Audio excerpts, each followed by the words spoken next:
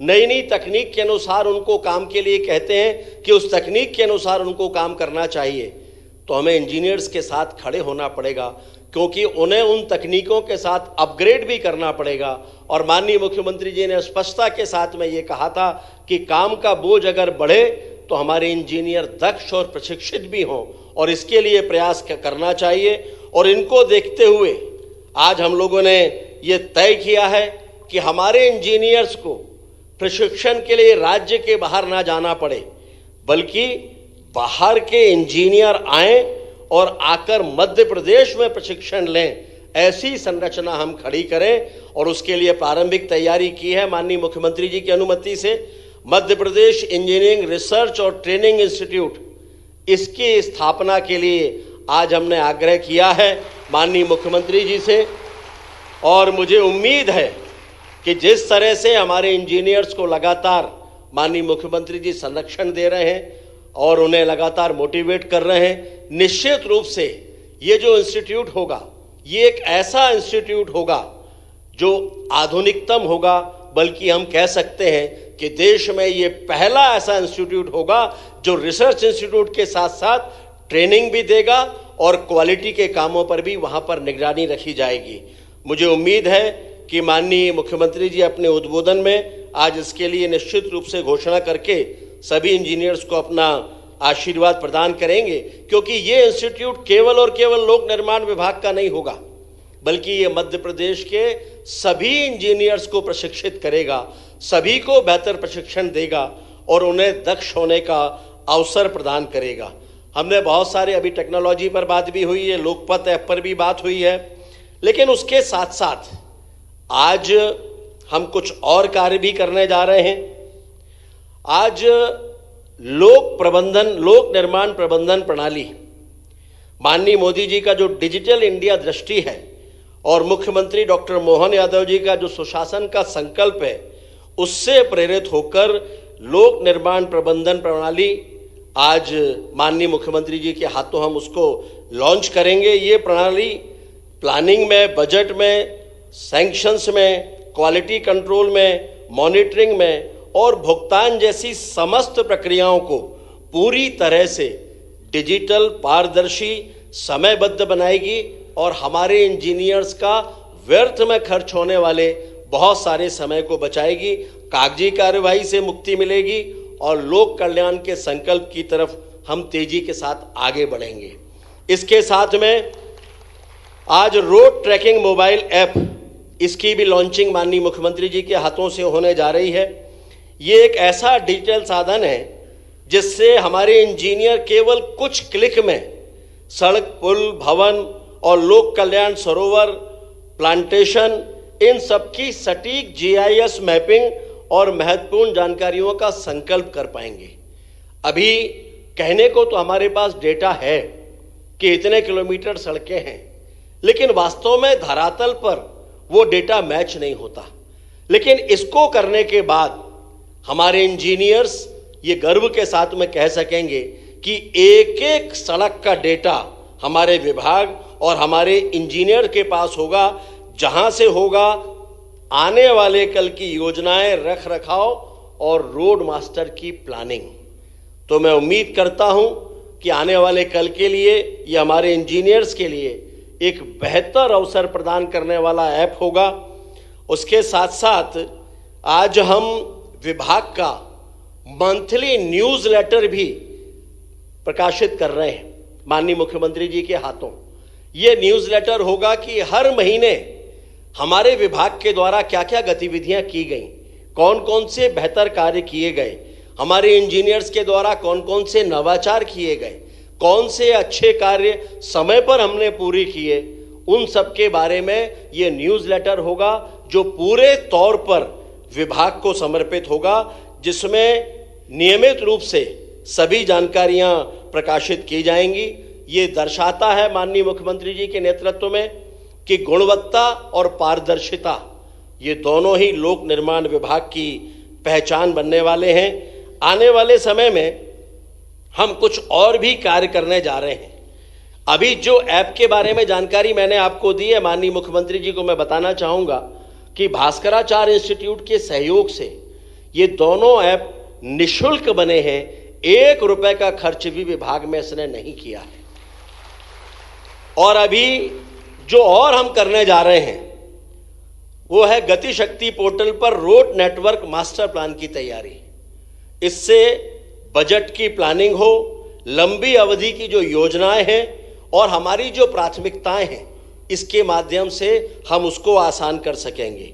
अभी निर्माण योजनाओं के क्रियान्वयन के लिए समय के निर्धारण का कोई साइंटिफिक आधार नहीं है, देश में कहीं नहीं है।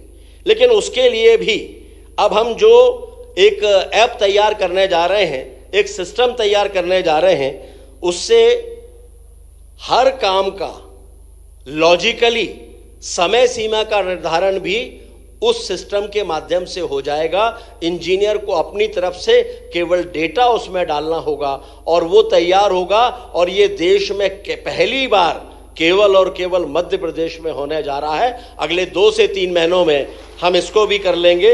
इसका फायदा ये होगा कि समय वृद्धि के प्रकरण कम होंगे, जो परियोजनाएं हैं इनको कम से कम व्यवहारिक समय में हम पूरा कर सकेंगे।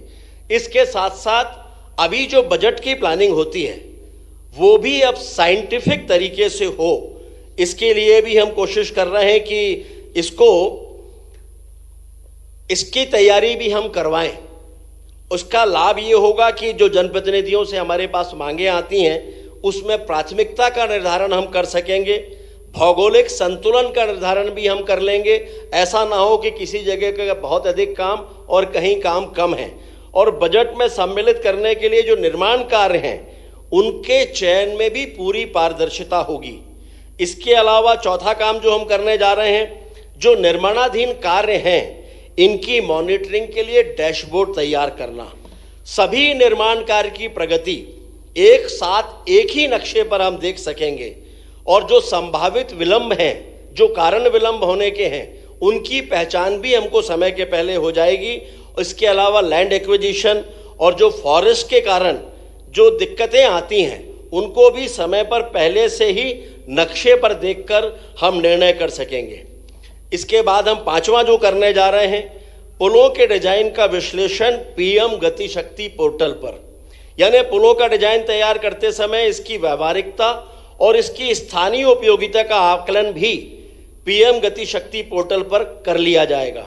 इससे डिजाइन का एनालिसिस आसान हो जाएगा, इंजीनियर्स की तकलीफ कम होगी, डिजाइन की व्यवहारिकता का आकलन भी होगा और इसके क्रियान्वयन में आने वाला समय उसकी भी बेहतर तरीके से पहचान होगी।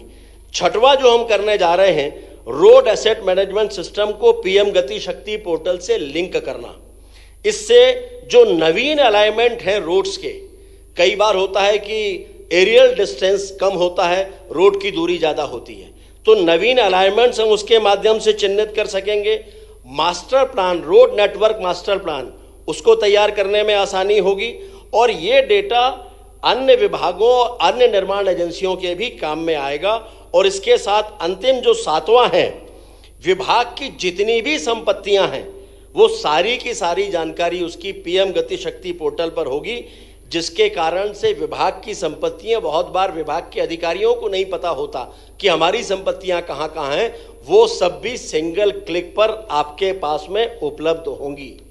ये अगले 2 से 3 महीने में हमारी योजना है कि इन सबको हम करने में सफल होंगे। और माननीय मुख्यमंत्री जी, इन सबको खर्च कर इनको बनवाने में हो सकता है अलग अलग हम प्राइवेट एजेंसियों का उपयोग करते तो शायद 100 करोड़ रुपए के आसपास का बजट हमको उसके लिए तय करना पड़ता, लेकिन इसमें 1 रुपए का खर्च किए बगैर ये सारी तैयारियां हम करने जा रहे हैं, जो माननीय मुख्यमंत्री जी के हाथों नवंबर माह तक करने में हम सफल होंगे। लेकिन अंत में एक बात मैं कहना चाहूँगा, ये सब कुछ हम तभी कर सकेंगे जब हमारे सारे इंजीनियर्स एक रूपता और एकजुटता के साथ इनके साथ कदम ताल करने को तैयार होंगे। मेरा विश्वास मानिए, हम लोग तो आते और जाते रहते हैं, लेकिन ये विभाग आपका है। अगर ये सारी चीजें फलीभूत हो गई, ये सारी चीजें आपके पास आ गई, तो आने वाले समय में आप पर कम से कम उंगलियां उठेंगी, बेहतर काम आपके द्वारा होगा और देश में सर्वश्रेष्ठ इंजीनियर मध्य प्रदेश के हैं, ये कहने में आसानी होगी। आज मैं इतना ही कह सकता हूं कि अभी मैं गुजरात में था, वहां मुझे जो जानकारी मिली कि देश में अनेक राज्य आज मध्य प्रदेश के लोक निर्माण विभाग को फॉलो कर रहे हैं, और जितनी भी तैयारियां हम कर रहे हैं वो सारे के सारे इनका बारीकी से अध्ययन कर रहे हैं, और इसके साथ साथ वे इन सारी तैयारियों को चाहते हैं कि वो ज्यों की त्यों उन्हें भी मिल जाएं। तो हम सब इस मामले में भाग्यशाली हैं कि डॉक्टर मोहन यादव जी के नेतृत्व में ये सारे कार्य करने का अवसर हमें मिल रहा है, जो न केवल हमारे कार्य को आसान बनाएगा बल्कि इंजीनियर्स की आने वाली पीढ़ियों को भी आसानी से काम करने की प्रेरणा देगा। मेरी ओर से आज के इस दिवस पर आप सभी को बहुत बहुत शुभकामनाएं। भारत माता की जय। बहुत बहुत धन्यवाद सर। आपने विभाग का विस्तृत लेखा जोखा और भविष्य में किए जाने वाले कार्यों के अवगत कराया। निश्चित रूप से ये हम सभी इंजीनियर्स का मार्ग प्रशस्त करेगा, और ये बात सही है सर। मैं माननीय मुख्यमंत्री जी को अवगत कराना चाहूँगा कि इतिहास में पहली बार अभियंताओं और संविदाकारों को पुरस्कृत किया जा रहा है। अभी तक हम लोग केवल काम ही काम करते थे, कभी पुरस्कार नहीं मिलता था।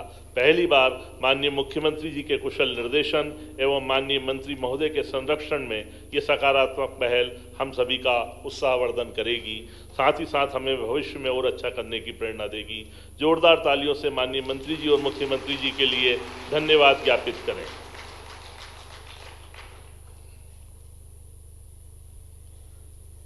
माननीय प्रधानमंत्री नरेंद्र मोदी जी के विजन, मुख्यमंत्री डॉक्टर मोहन यादव जी के मिशन और लोक निर्माण मंत्री श्री राकेश सिंह जी के अटूट संकल्प ने लोक निर्माण विभाग को केवल भवन, सड़कों और पुलों का निर्माता नहीं बल्कि समाज की उम्मीदों और सपनों का वाहक बना दिया है। इन्हीं सपनों को साकार करने वाले हमारे इंजीनियरों और संविदाकारों को सम्मानित करने के लिए इतिहास में पहली बार 3 विशिष्ट पुरस्कारों की घोषणा की गई है। ये पुरस्कार है मोक्ष गुंडम विश्वेश्वरैया पुरस्कार अद्वितीय इंजीनियरिंग और नवाचार के लिए, विश्वकर्मा पुरस्कार गुणवत्ता और समयबद्ध परियोजना निर्माण के लिए, रानी दुर्गावती पर्यावरण हितैषी पुरस्कार पर्यावरण संरक्षण और सतत विकास के लिए। ये सम्मान केवल उपलब्धियों का नहीं बल्कि लोक निर्माण की उस भावना का है जो हर कदम पर लोक कल्याण को समर्पित है। लोक निर्माण से लोक कल्याण। मैं पुरस्कारों के प्रथम श्रेणी डॉक्टर मोक्ष गुंडम विश्वेश्वरैया पुरस्कार के लिए सर्वप्रथम आमंत्रित करूंगा श्री सुनील कौरव, अधीक्षण यंत्री मंडल क्रमांक 2 भोपाल। श्री सुनील कौरव, जिन्होंने विगत 3 वर्षों में 190 मार्गों का निर्माण कराया, जिसमें 54.50 किलोमीटर लंबाई की CRIF परियोजना समय से 6 माह पहले पूर्ण की गई। इन्होंने भौतिक एवं वित्तीय लक्ष्यों की उच्चतम उपलब्धि भी सुनिश्चित की। इन उपलब्धियों के लिए आपको मोक्ष गुंडम विश्वेश्वरैया पुरस्कार प्रदान किया जाता है। लोक निर्माण विभाग की ओर से आपको शुभकामनाएं। श्रीमती प्रीति यादव एवं श्री प्रमेश कोरी, सहायक यंत्री जबलपुर, संयुक्त रूप से आपको पुरस्कार दिया जा रहा है। श्रीमती प्रीति यादव एवं श्री प्रमेश कोरी, इन्होंने जबलपुर फ्लाईओवर निर्माण हेतु 600 भू अर्जन एवं अतिक्रमण हटाए, 61 याचिकाओं का निराकरण करवाया, रेलवे पर देश का सबसे लंबा extra dose cable stay bridge सफलतापूर्वक निर्मित कराया। इन उपलब्धियों के लिए आपको संयुक्त रूप से मोक्ष गुंडम विश्वेश्वरैया पुरस्कार प्रदान किया जाता है। लोक निर्माण विभाग की ओर से आपको शुभकामनाएं। Shri Sanjeev Kalra, assistant engineer building, Rewa.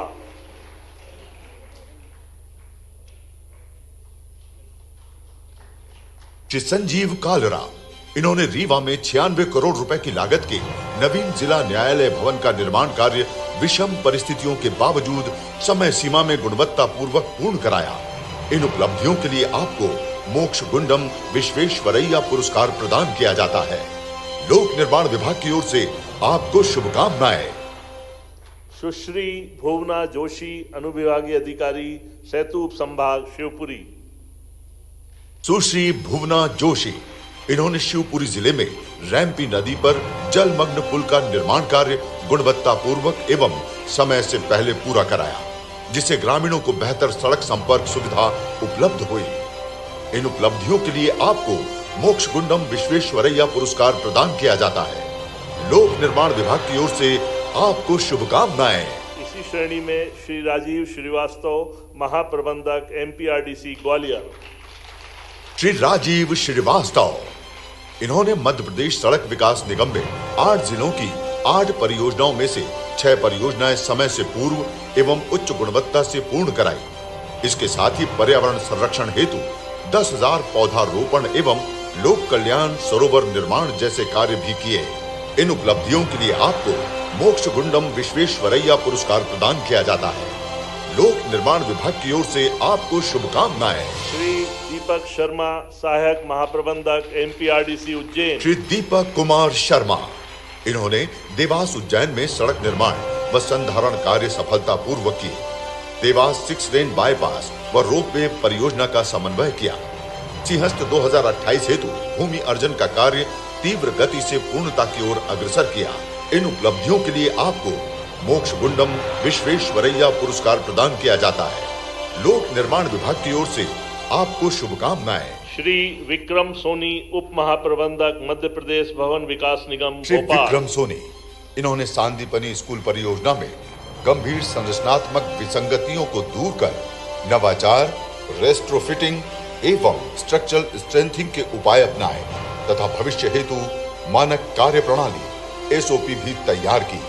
इन उपलब्धियों के लिए आपको मोक्ष गुंडम विश्वेश्वरैया पुरस्कार प्रदान किया जाता है। लोक निर्माण विभाग की ओर से आपको शुभकामनाएं। पुरस्कार की द्वितीय श्रेणी जो संविदाकार मींस कॉन्ट्रैक्टर्स को दिया जाएगा, विश्वकर्मा पुरस्कार सर्वप्रथम messrs NCC limited Hyderabad. Messrs NCC limited Hyderabad, इन्होंने जबलपुर शहर में 6.85 किलोमीटर लंबाई का फ्लाईओवर एवं रेलवे पर भारत का सबसे लंबा एक्स्ट्रा ड्रूज केबल स्टे ब्रिज समय सीमा में सफलतापूर्वक पूर्ण किया। इन उपलब्धियों के लिए आपको विश्वकर्मा पुरस्कार प्रदान किया जाता है। लोक निर्माण विभाग की ओर से आपको शुभकामनाएं। Messrs Nivik constructions Bhopal. Messrs Nivik construction Bhopal, इन्होंने जेपी अस्पताल भोपाल का आदर्श जिला चिकित्सालय में उन्नयन किया तथा 100 बिस्तरीय वार्ड का गुणवत्तापूर्वक निर्माण किया। इसके साथ ही रेन वाटर हार्वेस्टिंग और वृक्षारोपण कार्य भी सफलतापूर्वक संपन्न कराया। इन उपलब्धियों के लिए आपको विश्वकर्मा पुरस्कार प्रदान किया जाता है। लोक निर्माण विभाग की ओर से आपको शुभकामनाएं। मैं आमंत्रित करूंगा messrs Rani Ghati infratrack private limited Gurugram, Shri R K Jain.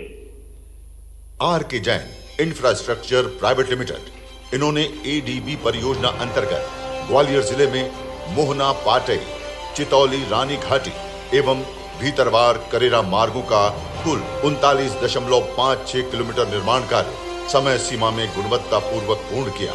इन उपलब्धियों के लिए आपको विश्वकर्मा पुरस्कार का अंतिम पुरस्कार मेसर्स हरगोविंद गुप्ता छतरपुर। आपको शुभकामनाएं। मेसर्स हरगोविंद गुप्ता नौगांव, इन्होंने सांदीपनी विद्यालय नौगांव का विस्तारित निर्माण 30 एकड़ क्षेत्र में गुणवत्तापूर्वक किया। साथ ही fire fighting system, rain water harvesting और पर्यावरण संरक्षण हेतु वृहद वृक्षारोपण कार्य भी किया। इन उपलब्धियों के लिए आपको विश्वकर्मा पुरस्कार प्रदान किया जाता है। लोक निर्माण विभाग की ओर से आपको शुभकामनाएं। तृतीय जो श्रेणी है रानी दुर्गावती पर्यावरण हितैषी पुरस्कार, उसके लिए चयन किया गया है डॉक्टर दीपक पांडे, प्रबंधक पर्यावरण भोपाल मध्य प्रदेश सड़क विकास निगम। डॉक्टर दीपक पांडे, मध्य प्रदेश सड़क विकास निगम, इन्होंने 4.23 लाख वृक्षारोपण किया, 56 लोक कल्याण सरोवर बनवाए, 123 पर्यावरणीय एवं 217 वन स्वीकृतियां प्राप्त की। साथ ही वृक्ष स्थानांतरण और प्रदूषण नियंत्रण में इन्होंने उल्लेखनीय है कि ये पुरस्कार की चयन प्रक्रिया right from the lower and से शुरू हुई। प्रत्येक जोन स्तर पर नाम बुलाए गए, नामांकन किए गए। उसके बाद हाई लेवल स्क्रूटनी कमेटी ने एक निर्धारित मूल्यांकन प्रक्रिया का पालन कर उसका इवेल्युएशन किया। उसके पश्चात इन पुरस्कारों का चयन किया गया है। बहुत बहुत धन्यवाद सर।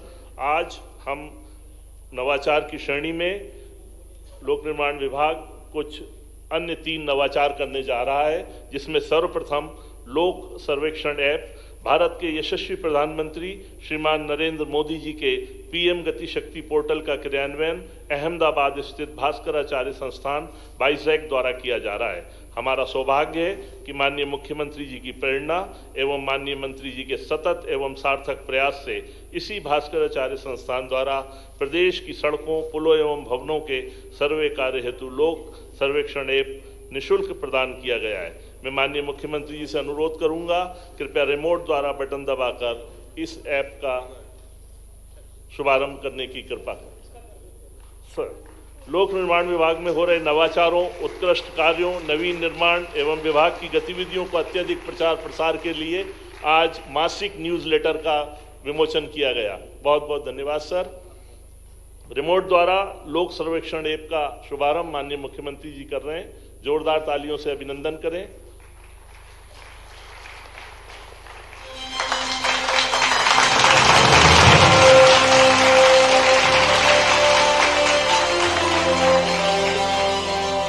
एक और मध्य प्रदेश नवाचार के विकास की राह पर लोक निर्माण विभाग एक नया अध्याय जोड़ने जा रहा है। लोक निर्माण विभाग के न्यूज़लेटर लोक निर्माण से लोक कल्याण के प्रथम अंक का विमोचन हो रहा है। यह न्यूज़लेटर लोक निर्माण विभाग की उपलब्धियों, नवाचारों, नवीन तकनीकों और समसामयिक गतिविधियों की जानकारी साझा करने का एक सशक्त माध्यम बनने जा रहा है। यह न्यूज़लेटर विभागीय अभियंताओं के लिए न केवल संवाद का मंच बनेगा, बल्कि तकनीकी ज्ञान के आदान प्रदान और क्षमता वृद्धि का साधन भी होगा। तकनीकी चर्चाओं और नवीन पहलों की झलक प्रस्तुत करते हुए अभियंताओं को प्रेरणा और दिशा प्रदान करने में भी यह न्यूज़लेटर सहायक होगा। मान्यवर, आज हम लोक निर्माण विभाग की परियोजनाओं के सुगम एवं सफल क्रियान्वयन हेतु लोक परियोजना प्रबंधन प्रणाली का भी शुभारंभ करने जा रहे हैं। इस प्रणाली से परियोजना का समस्त डाटा एक ही पोर्टल पर उपलब्ध रहेगा। माननीय मुख्यमंत्री जी से अनुरोध करूंगा, कृपया रिमोट का बटन दबाकर इस प्रणाली का शुभारंभ करने की कृपा करें।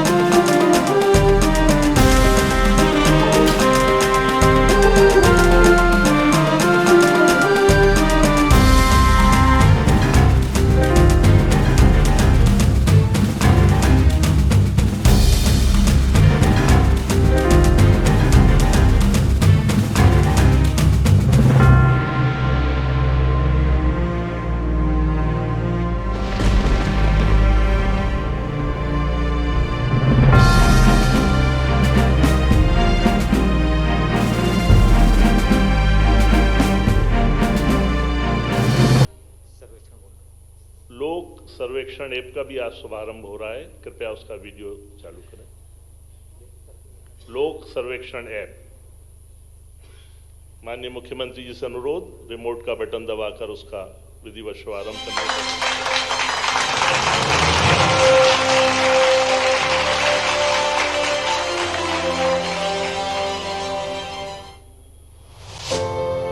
लोक निर्माण से लोक कल्याण। इन सुंदर पंक्तियों को चरितार्थ करता मध्य प्रदेश का लोक निर्माण विभाग, जो प्रतिबद्ध और तत्पर होकर निर्माण कर रहा है। सुदृढ़ सड़कें, मजबूत पुल, सरकारी भवन और लिख रहा है विकास की एक नई कीर्ति गाथा। इसी संकल्प को आगे बढ़ाते हुए विभाग ने माननीय प्रधानमंत्री जी की प्रेरणा, मुख्यमंत्री डॉक्टर मोहन यादव जी के सुशासन के प्रति संकल्प और लोक निर्माण मंत्री श्री राकेश सिंह के ध्येय वाक्य लोक निर्माण से लोक कल्याण का अनुसरण करते हुए भास्कराचार्य संस्थान द्वारा निर्माण करवाया लोक निर्माण सर्वेक्षण ऐप। इस एप्लीकेशन के माध्यम से सभी एजेंसियां अपनी संपत्तियों का जियो टैगिंग कर डिजिटल डेटाबेस तैयार कर सकेंगी, जिससे उनके प्रबंधन, निगरानी और गुणवत्ता मूल्यांकन की प्रक्रिया होगी सरल। यह ऐप एक वन टाइम पासवर्ड आधारित प्रणाली है, जिसके माध्यम से इंजीनियर आसानी से भवन, पुल और सड़कों को उनकी संबंधी जानकारी सहित जियो टैग कर उनकी फोटो और वीडियो भी अपलोड कर सकते हैं। लोक निर्माण विभाग के आह्वान लोक निर्माण से लोक कल्याण को अनवरत आगे बढ़ाने का ये एक कदम है और विभाग आभारी है भास्कराचार्य संस्थान का, जिनके द्वारा ये ऐप निशुल्क तैयार किया गया है। ये अभिनव पहल लाएगा विकास कार्यों में पारदर्शिता और प्लानिंग करना होगा आसान। धन्यवाद। रामचरित मानस में गोस्वामी तुलसीदास जी लिखते हैं, कवन सो काज कठिन जग माही, कवन सो काज कठिन जग माही, जसु विराम पुरुष कर नाही। अर्थात ये चौपाई मनुष्यों को प्रेरणा देती है कि जो व्यक्ति दृढ़ इच्छा शक्ति, सद्नियति एवं पूर्ण बल से निर्णय लेता है, उस कार्य में प्रभु की कृपा से बड़ी बाधा पार हो जाती है। हमारे प्रदेश के यशस्वी एवं लोकप्रिय मुख्यमंत्री माननीय डॉक्टर मोहन यादव जी इसी स्ट्रॉन्ग विल पावर, पूरे कन्विक्शन एवं क्लियर इंटेंशंस के साथ अथक पुरुषार्थ कर रहे हैं और उसका प्रतिफल है कि प्रदेश सफलता के नित नए आयाम को छू रहा है। मैं बड़े आदर भाव से प्रदेश के लाडले यशस्वी एवं लोकप्रिय मुख्यमंत्री डॉक्टर मोहन यादव जी को आमंत्रित करूंगा कि वे कृपया हमारा मार्गदर्शन करें। डॉक्टर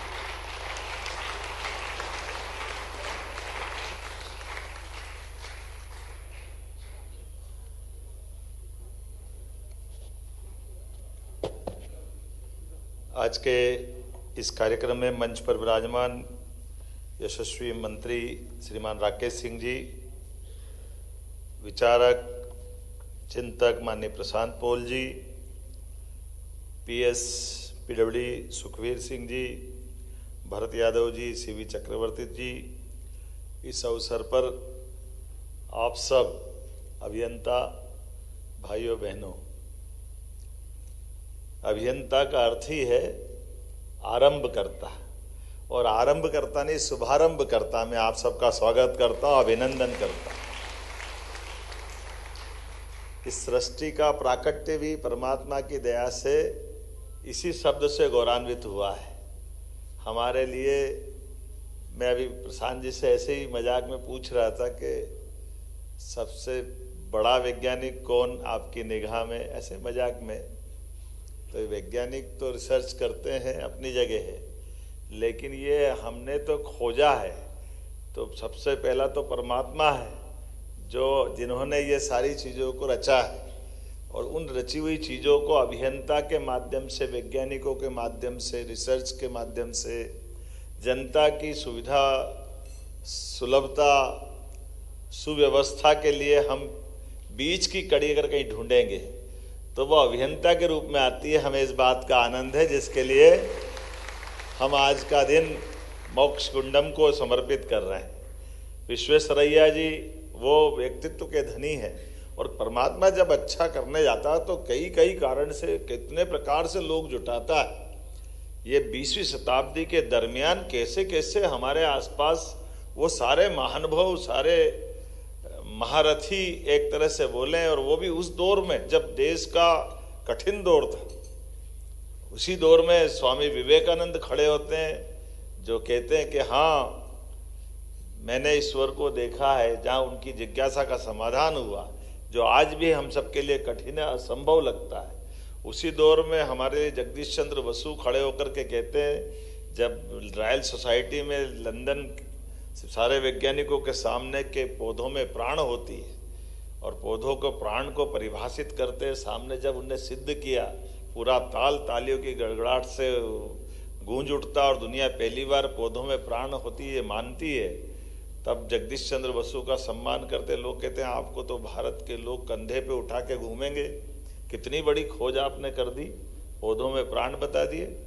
उनका जो उत्तर था वो बड़ा जोरदार था, हम सबके लिए भी जोरदार था। उन्होंने कहा मेरे भारत में मेरा कोई सम्मान होने वाला नहीं है। तो उन्होंने क्यों, तुम्हारे भारत के लोग सम्मान वैज्ञानिकों का नहीं करते हैं क्या? नहीं, बोले वैज्ञानिकों का तो करते, लेकिन तुमको मालूम नहीं था, उनको तो सब मालूम है पौधे में प्राण है, वो पूरे देश के गाँव से गाँव के लोगों को मालूम, उनके लिए कोई नई बात नहीं। ये हजारों साल से हम तो प्रकृति मात्र में परमात्मा देखते हैं, ये हमारी संस्कृति है। आपके लिए नई बात है, ठीक है, धीरे धीरे आप जान जाओगे, समझ जाओगे, देखोगे। और हमने अपनी आंखों के सामने भी देखा नमस्कार का चमत्कार कोरोना में, अभी हमारे सामने हुआ कि नहीं? अच्छे अच्छे देश के राष्ट्र अध्यक्ष हाथ जोड़ के नमस्कार का चमत्कार देख रहे हैं। नमस्कार हाथ मिलाने से ज़्यादा प्रभावी है, छोटी सी बात लेकिन समझने वाली है। और ऐसे एक नहीं कई प्रकार की, जैसे मोक्षगुंडम जी की बात आती है, उनके लिए रेल की पटरी का उदाहरण दिया। अब तो मैं ये भी चमत्कार मानूंगा, अभियंताओं के लिए भाषण का मौका तो कितना अच्छा बोलते हैं, मस्के देखो ना आप, ठोके जा रहे थे धीरे धीरे।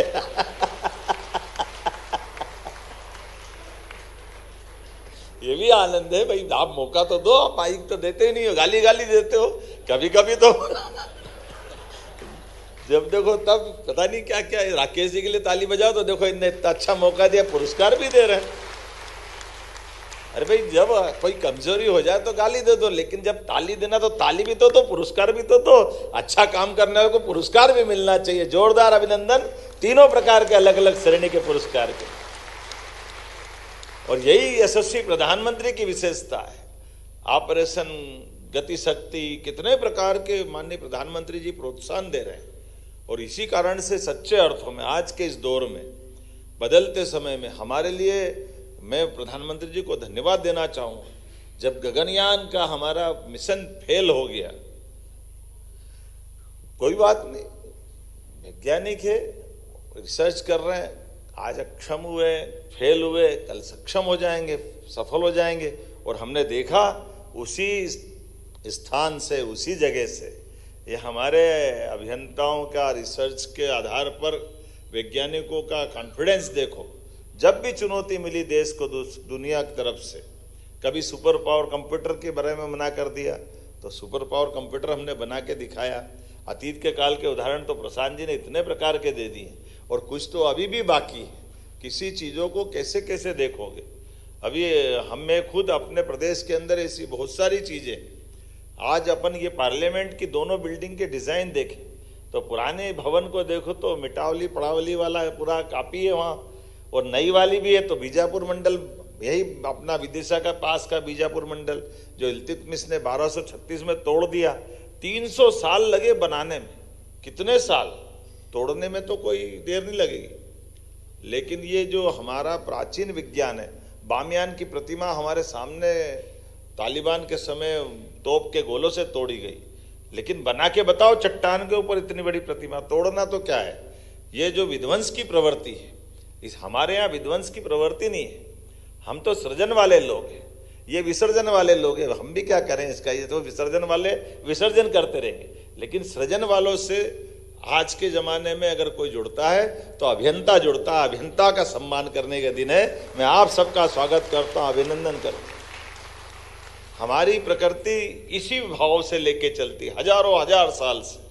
तो ये सृजन से विसर्जन तक की पूरी दुनिया की अलग अलग प्रकार के, अब संसार तो सबको मिला के ही चलते ना, सबको मिला के ही बनते हैं। तो इसलिए आज के इस अवसर पर ये जो नवाचार हुआ है, एक नहीं कितने प्रकार से आपने क्या क्या चीज़ों की कल्पना की। आप बताओ, लोक निर्माण विभाग, लोक निर्माण से लोक कल्याण की कल्पना, यही सुंदर है। जोरदार अभिनंदन करो। हमारा अपना राज्य का एक एक मंत्रालय इसी तरह इसी दिशा में चलता जाएगा। और हमारी इन सारी बातों को देश के अंदर कई सारी राज्य सरकारें अब अपनाने जा रही। हमारे सारे प्रयोग, साल 1.5 साल का ही टाइम हुआ है, लेकिन ये हमारे लिए तो मोदी जी का कार्यकाल देखो, 10-11 साल इतने बड़े देश के लिए, लेकिन कितनी सारी चुनौतियों पे एक साथ काम कर रहे हैं। और हर चुनौती में न केवल वो सुशासन की बल्कि भारतीय दृष्टि की झलक भी दिखाई देती है, एहसास करते हैं। हमने कई प्रकार से देखा है और आज उसी को सामने रख करके हमारे हर विभाग काम कर रहे हैं। अब लोक निर्माण से लोक कल्याण तक ऐप बनाया, गड्ढे दिखाओ भिजवाओ। अब ये कल्पना करना और ये बोलना डंके की चोट, शुरू में तो अटपटा लगा कि फालतू की बात कहाँ लाए, चक्कर में पड़ रहे फालतू, बड़ा टेढ़ा मामला, नहीं मालूम है तो छोड़ो ना यार, अपन क्यों दिखा रहे हो आप एल मुझे मार। अब आप भी मानते नहीं हो, लेकिन विभाग ने कहा कि नहीं, हम इस बात को करके दिखाएंगे। गड्ढे भी है तो हमारी सड़क पे है और हमको ही भरने की जवाबदारी, ये साहस भी तो चाहिए। तो मैं आपके साहस को नमन करता हूं, आपको बधाई देता हूं। ऐसे आपने सड़कों के लिए ऐप जारी किया, सड़कों का रिकॉर्ड कब बनाना थी, कैसे बनानी थी, क्या हुआ, कैसे हुआ, सारी प्रकार से अच्छी एजेंसियां जो समय पे निर्माण कर देती उनको पुरस्कृत करने की आवश्यकता है। अच्छी प्लानिंग करने वालों का, अच्छे इंजीनियरों का। जब हम वास्तव में नकारात्मक दृष्टि रखो तो केवल नकारात्मक जाकर के निराशा की तरफ ले जाती है। सकारात्मकता की दृष्टि चाहिए, हमारे लिए यही सौभाग्य की बात है। और इसी कारण से हमारा अपना ये जो अतीत के अंदर काल के प्रवाह में बहुत सारे उदाहरण बने, वो गया जमाना जब ताजमहल बनता और ताजमहल बनने के बाद हाथ काटे जाते हैं, वो खराब दौर था। अब तो ताजमहल जैसे 10 और ताजमहल बनाने का ठेका लेने के लिए आगे बढ़ने का, आगे बढ़ाने का समय है। हमारी अपनी अच्छी बातों को दुनिया में बांटने का समय। हमारे इन सारी बातों से ही तो बात बनेगी। मैं मान के चलता हूँ आज के इस अवसर पर भोपाल का एक नया इतिहास बना है मेरी अपनी ओर से। इस नाते से वैसे तो हमारे पहले अभियंता विश्वकर्मा को माना गया है और उनके काल के कई किस्से, कई उदाहरण हैं। और विश्वकर्मा के लिए भी एक बड़ा रोचक प्रसंग सुना के मैं बहुत सारी बातें तो आई गई, दोहराना नहीं चाहूँगा। विश्वकर्मा जी, हमने सबने सुना पुष्पक विमान, और पुष्पक विमान भगवान राम ने रावण को मार दिया और उनको अपनी माँ के वचन के हिसाब से तुरंत अयोध्या पहुँचना है, तो विमान की सुविधा वहाँ उपलब्ध कराई। और विमान की, पुष्पक विमान की विशेषता ये थी कि उस विमान में कितने भी यात्री बिठा दो, उसकी साइज कम ज़्यादा होती थी। अगर कम हो तो वो रिड्यूस हो जाता था, और ज़्यादा हो तो फैल जाता। अभी ऐसा विमान बना नहीं है, बड़ा चुनौती का मामला है, लेकिन है, ये भी सत्य है। और उससे बड़ा एक और नया उसमें प्रयोग था। बात इतनी थी कि कितनी भी सवारी बिठा दो, एक सीट फिर खाली रह जाती थी। उसके अंदर ये विशेषता थी, जितने बिठाते जाओ वो अपने आप बढ़ता जाएगा। राम जी को जितने बिठाना सब बिठा लिए, लेकिन ये अहंकार विश्वकर्मा जी को हो गया कि भाई मैं ऐसी कला बना सकता हूँ जिसका कोई तोड़ दुनिया में नहीं होगा। अब ये बजरंगबली जी का भी दौर उसी समय था। बजरंगबली जी भी बुद्धि के देवता है। बजरंगबली जी को ये ध्यान में आया कि जरा ये मामला गड़बड़ हो रहा है, इसको ठीक करना पड़ेगा। ऐसे सारे मसलों का सारा ठेका उनके ही पास रहता है। भगवान सब अपनी दुनिया है, अपनी अपनी लीला है। ये किस्सा जब बजरंगबली जी के ध्यान में आया तो बजरंगबली जी ने अपना रास्ता ढूंढ लिया। जब सारे लोग विमान की सीटों पे बैठ गए, बजरंगबली जी से कहा कि बजरंगबली जी, ये आप, राम जी ने कहा भाई सबको अपनी सीट पे बैठना है। अब सीट बेल्ट बांधने की बात तो हुई होगी मालूम नहीं, लेकिन उन्होंने कहा नहीं भगवान, आप जहाँ आप बैठोगे वहाँ मैं कैसे बैठ सकता हूँ, मेरे को तो खड़े ही रहना है, मेरी तो ड्यूटी है। अब ये ड्यूटी की बात कह करके उन्होंने विश्वकर्मा जी को जवाब दे दिया। अब आप बताओ, हिसाब लगाओ कि वो एक सीट खाली थी और एक आदमी खड़ा, तो वो सीट का क्या हुआ? हिसाब आ गया कि नहीं समझ में? अगर सीट बैठेंगे तो खाली रहेगी, अब एक आदमी खड़ा होके ही जाएगा विमान में, तो फिर काहे की सीट? फिर तो हिसाब बराबर हो गया। तो ये जो बुद्धि से रास्ते निकलते हैं, ये आप में से ऐसे कई रास्ते निकालने वाले। अब मैं आपको क्या समझाऊं, आप भी सब बजरंगबली से कम थोड़ी हो।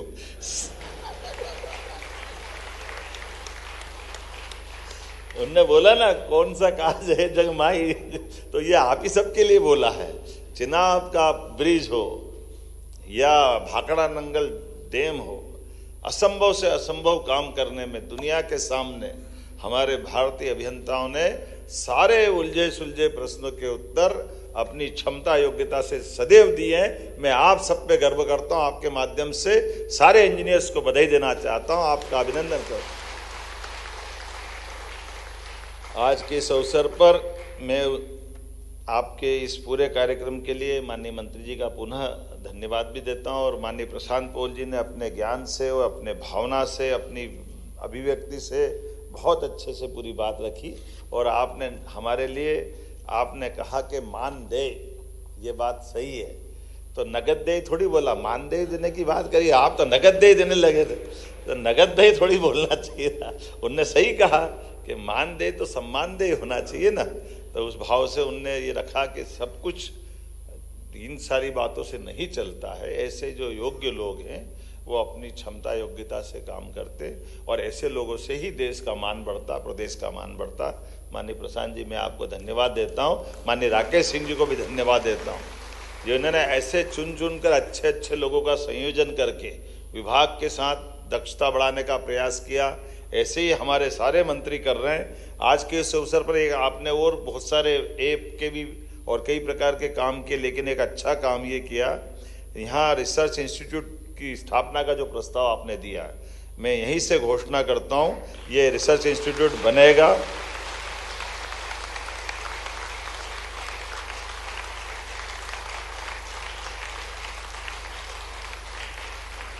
और ये इसके लिए भी बनना चाहिए कि